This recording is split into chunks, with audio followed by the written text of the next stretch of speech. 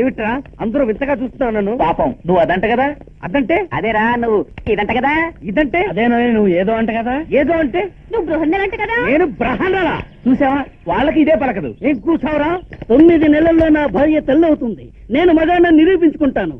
ఇదే నా దృఢ నిశ్చయం. చూసావా నీకు దృఢ నిశ్చయం అంటే రావట్లేదు. అంటే నువ్వు గ్యారంటీగా అదే. వాళ్ళకి ఇదే పలకదు. ఆయ్! ఏయ్! మిమ్మల్ని ఏం చేస్తారో చూడండి. చెత్త మాటన్నారు.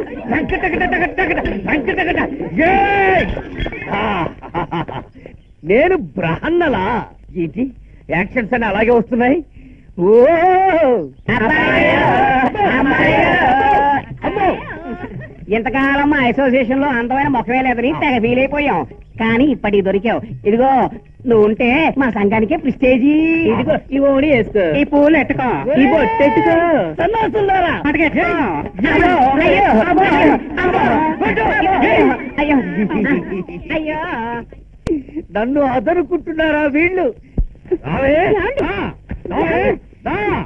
ఆడండి, ఏమిటండి ఇది? నన్ను ఆపకు. బయట నన్నందరూ అతని ఇతని అక్కాయని జైలు చేస్తున్నారు.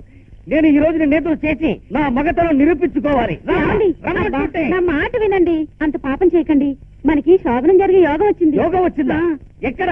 పొద్దున్న పేపర్లో చదివాను. ఏకో నారాయణనో డాక్టర్ ఉన్నాడట. ఆయన మూగవాళ్ళ చేత కూడా మంత్రాలు పలికిస్తున్నాడట.